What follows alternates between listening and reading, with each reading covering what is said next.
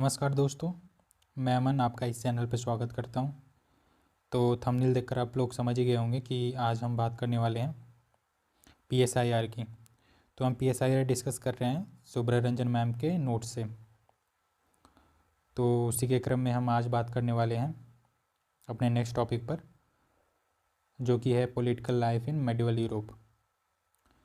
तो इससे पहले वाली वीडियो में मैंने एंशिएंट यूरोप की कंडीशन के बारे में बात किया था, कैसी स्थिति थी, लोगों के अंदर क्या भावना थी।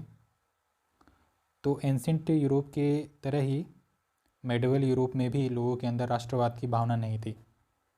ठीक है, वो तो 16वीं सेंचुरी में लोगों के अंदर पुनर्जागरण की भावना आती है, एक पुनर्जागरण आता है, रिनेसेंस। लोगों के अंदर दृष्टिकोण चेंज होता है और वैज्ञानिक दृष्टिकोण का आगमन होता है। तो उसी के बाद से लोगों के अंदर नेशन स्टेट यानी राष्ट्रवाद की भावना जो है वो प्रकट होती है।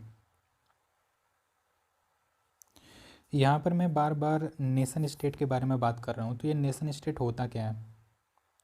तो ये जान लो, नेशन स्टेट होता है जो कि सिटी से बड़ा होता है, लेकिन वो एम्पायर और कन्फेडरेशन जो होता है वो उससे छोटा होता है।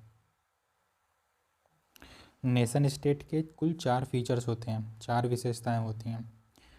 ये 4 विशेषताएं जिस भी नेशन में होगा उसे हम, जिस भी स्टेट में होगा उसे नेशन स्टेट बोलेंगे। तो पहला होता है फिक्स्ड टेरिटरी, दूसरा होता है पॉपुलेशन, तीसरा होता है गवर्नमेंट और चौथा होता है सॉवरेनिटी। यानी उसकी फिक्स टेरिटरी होनी चाहिए किसी भी स्टेट की, उसके फिक्स टेरिटरी के अंदर कोई निश्चित पॉपुलेशन होनी चाहिए और उस पॉपुलेशन के ऊपर एक स्टेबल गवर्नमेंट होनी चाहिए, और वो स्टेबल गवर्नमेंट जो है वो सॉवरेन होनी चाहिए, यानी किसी का उस पर दबाव नहीं होना चाहिए। अब कोई अगर आपसे ये पूछ ले कि नेशन और जो स्टेट है उसमें क्या अंतर है, तो आप उन्हें बोलोगे कि जो स्टेट होता है वो एक प्रशासनिक इकाई होती है, यानी एडमिनिस्ट्रेटिव यूनिट होती है, जो कि जबकि ये जो नेशन होता है वो तो किसी के मन के अंदर की भावना है, किसी के हृदय के अंदर की भावना है, एक साइकोलॉजिकल यूनिट होगा ना। अब ये भी आपको कोई कह सकता है कि ये नेशन जो शब्द है वो कहाँ का शब्द है, तो ये नेशन शब्द है लैटिन शब्द है, ठीक है। और ये लिया गया है, इसको लैटिन शब्द में इसको बोला जाता था नेक्सकी, या जो भी प्रोनाउंस करो NACI, इसको इसका स्पेलिंग है, आप जो भी प्रोनाउंस कर सकते हो, जिसका मतलब होता है रेस। और ये जो रेस है वो दौड़ वाली रेस नहीं है, इस रेस का मतलब होता है एथनिसिटी। तो किसी पर्टिकुलर जोग्राफी में कोई पर्टिकुलर रेस डेवलप होती है, और इसका क्या कारण है? क्योंकि जो प्रत्येक जोग्राफिकल कंडीशन जो होता है वो डिफरेंट होता है, और लोगों का जो जीने का तरीका होता है वो भी अलग अलग होता है। तो एक तरीके का उनके अंदर कल्चर डेवलप होता है। और ये आप लोग याद रखिएगा कि जो कल्चर को एक्सप्रेस करने का जो सबसे अच्छा माध्यम होता है, सबसे स्ट्रॉन्गेस्ट मीडियम होता है, वो होता है लैंग्वेज, ठीक है। और लैंग्वेज के अलावा 4 और चीज़ें होती हैं जिसके ज़रिए हम अपने कल्चर को एक्सप्रेस कर सकते हैं। तो कौन कौन सी चीज़ें होती हैं? वो होती है एथनिसिटी, दूसरा लैंग्वेज, तीसरा कल्चर और चौथा रिलीजन। ये जो पांचों चीज़ें हैं उसके ज़रिए हम ये रिकॉग्नाइज कर सकते हैं कि हम एक हैं, हमारे अंदर राष्ट्रवाद की भावना है। अभी मैंने जो ये डेफिनेशन बताई नेशन का, ये यूरोपियन ओरिजिन है, ठीक है। क्योंकि सबसे पहले जो पुनर्जागरण आया था, रिनेसेंस आया था, ये इधर ही आया था, ठीक है। और ये जो ये डेफिनेशन है वो इस आइडिया के ऊपर है कि यूनिटी इन यूनिफॉर्मिटी के ऊपर है। अभी क्या है ना कि मैम के नोट्स में कॉर्नर में कुछ चीज़ें लिखी हुई होती हैं, कुछ डेफिनेशन वगैरह होती हैं, वो भी समझने के लिए इम्पोर्टेंट होती है। तो जो भी काम की चीज़ें होंगी वहाँ से उसको मैं यहाँ पर बता दिया करूँगा, ठीक है। तो यहाँ पर लिखा हुआ है पैट्रोटिज्म, यानी पैट्रोटिज्म मीन्स क्या होता है? पैट्रोटिज्म मीन्स होता है लव फॉर मदरलैंड, ठीक है। यानी आप अपने टेरिटरी के लिए कितना टेरिटरी को कितना ज़्यादा प्यार करते हो, लव करते हो, वो इसको शो करता है, पैट्रोटिज्म। ठीक है। दूसरा यहाँ पर लिखा हुआ है नेशनलिज्म। तो आपको कोई पूछ सकता है, यहाँ पर आता है, जैसे एग्ज़ाम में भी आता है, टर्म यूज होता है और बुक्स में भी यूज होता है, तो आपको मीनिंग पता होना चाहिए, कोई भी आपसे इंटरव्यू वगैरह में भी पूछ सकता है। तो नेशनलिज्म किसको बोलते हैं?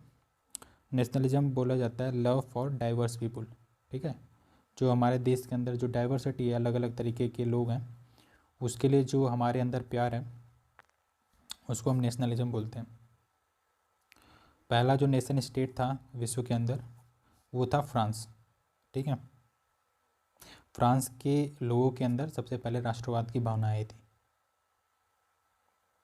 हाँ, तो मैंने ये बताया था अभी थोड़ी देर पहले कि जो ये नेशन का जो डेफिनेशन आया है वो यूरोपियन इन ओरिजिन है। ठीक है। और इस आइडिया जो लिया गया है वो यूनिटी इन यूनिफॉर्मिटी से लिया गया है। ठीक। और इस थियरी को, इस जो नेशनलिज्म की थियरी है, उसको हम थियरी ऑफ कल्चरल नेशनलिज्म भी बोलते हैं। ठीक है।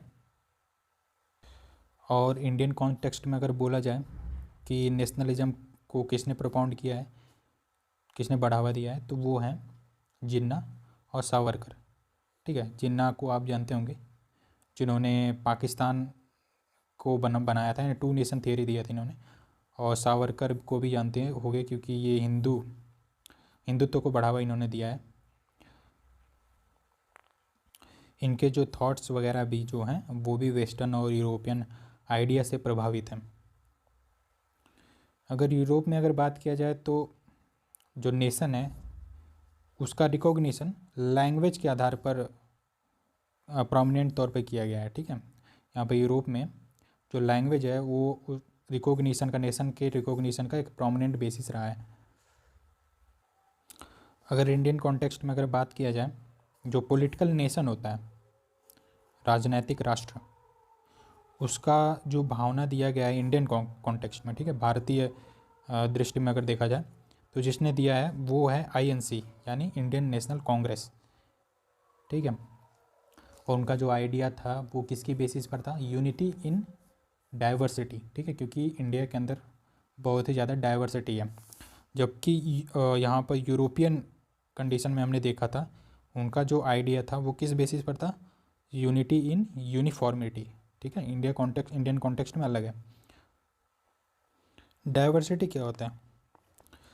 तो ये जो आइडिया दिया गया है सिविलाइजेशन के लिए, तो हम उसको ऐसे बोल सकते हैं कि ऐसी प्रैक्टिस जिसके अंतर्गत बहुत सारे लोग, different social, different ethnic background के लोग, या फिर कहें कि डिफरेंट जेंडर, सेक्सुअल ओरिएंटेशन के लोग इन्वॉल्व होते हैं, उसी को हम डाइवर्सिटी बोलते हैं। ठीक है। यानी कि मतलब होता है कि जो प्रत्येक इंडिविजुअल होता है वो यूनिक होता है। ठीक है।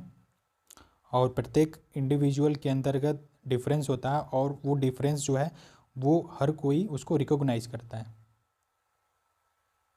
और इसके बहुत सारे डिमेंशन हो सकते हैं, जैसे कि रेस, एथनिसिटी, जो पहले मैंने बताया था, gender, sexual orientation, socio economic status, age हो सकता है, फिजिकल एबिलिटीज हो सकता है, रिलीजियस बिलीव्स भी हो सकता है। ठीक है। पॉलिटिकल बिलीफ भी हो सकता है, और अलग अलग तरीके के लोगों के अंदर आइडियोलॉजीज होती हैं, वो भी हो सकता है। जब ऐसी स्थिति किसी नेशन के अंदर होती है, किसी नेशन के अंदर होती है, तो जो आइडिया ऑफ नेशन है वो कंस्ट्रक्ट किया जा सकता है। कैसे कैसे किया जा सकता है? वो किया जा सकता है सेंट्रलाइज्ड एडमिनिस्ट्रेशन के थ्रू, सेंट्रलाइज्ड प्लानिंग के थ्रू, सेकुलरिज्म भी हो सकता है उसके अंतर्गत, इंडिपेंडेंट ऑफ जुडिशरी हो सकता है, डेमोक्रेसी हो सकता है, जैसा कि आप अपने देश के अंदर ये देख सकते हो। ठीक है।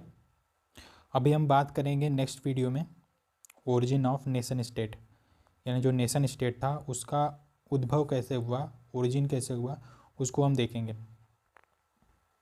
यहाँ पर वीडियो को मैं छोटी रख रहा हूँ, रीज़न ये है कि अभी इसका रीच ज़्यादा नहीं है, ज़्यादा लोगों तक पहुँच नहीं पा रहा है, तो वीडियो की लेंथ में छोटी रख रहा हूँ।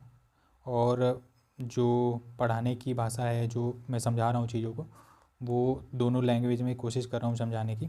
अगर कोई गलती होती है तो आप लोग कमेंट बॉक्स में लिख सकते हो। और चैनल पर पहली बार आए तो ज़रूर चैनल के साथ जुड़िए, इससे हमें काफ़ी मोटिवेशन मिलेगी। मिलते हैं नए वीडियो में एक